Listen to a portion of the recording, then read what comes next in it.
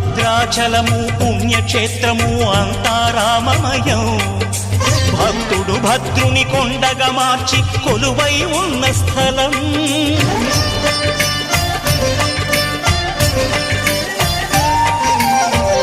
భక్తితో రామదాసు ఈ ఆలయమును కట్టించనయా. సీతారామ లక్ష్మణులకు ఆభరణములే చేయించనయా.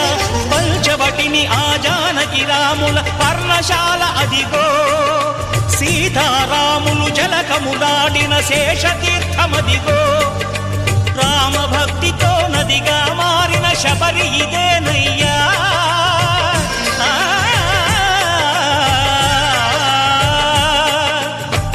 భక్తితో నదిగా మారిన శబరి ఇదేనయ్యా.